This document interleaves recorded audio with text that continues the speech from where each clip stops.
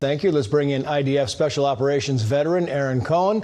Aaron, great to have you on here. I want to play one more soundbite from Christopher Wray talking about the alarm bells and national security, and I'll get your take on this. Watch.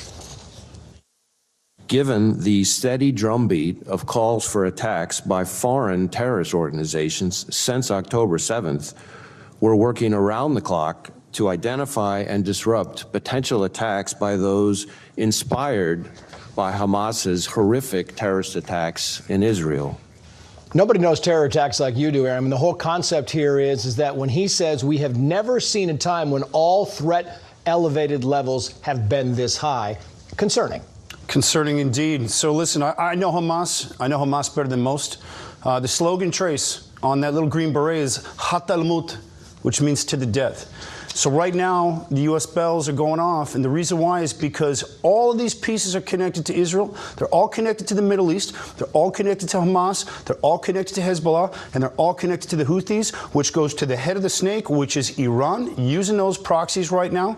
The longer the U.S. continues to negotiate with Hamas, the more of a precedence it sets for terror organizations around the world. No problem. The U.S. will negotiate. We can get terrorists back. We can commit terror attacks, and we can grab hostages, number one. Number two, the growing flame, the seed that was sparked by these social justice movements, the incubant jihad rising that's happening around the world globally because what's happening is all interconnected. The longer Israel waits, Trace, to destroy Hamas both physically and ideologically, the more dangerous it is for U.S. national security. Hamas, the message needs to be sent to Hamas and every terror group in the world. But it's not being sent. The Wall Street Journal editorial board kind of capitalized on that tonight. They said the following, quoting here, "War is back against Hamas, but will the Biden administration let Israel win?" Secretary of State Antony Blinken delivered the bad news to Jerusalem before the truce ended. He wants Israel on a short leash. And it goes on to say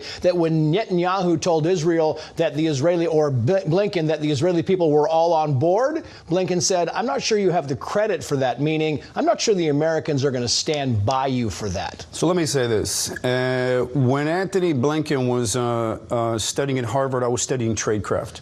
And what I mean by that is Israel, Netanyahu comes from our General Staff Reconnaissance Unit. He's got the Mossad in his ear. He's got the Shin Bet. He's got some of the most brilliant people in the world telling him what's going on. So Israel's doing its best right now. It's a tough situation, and I understand that. However, the fact is that the longer the U.S. makes Israel wait to completely destroy Hamas, which Israel could do, by the way, they could have done on the October 8th trace. But why didn't they?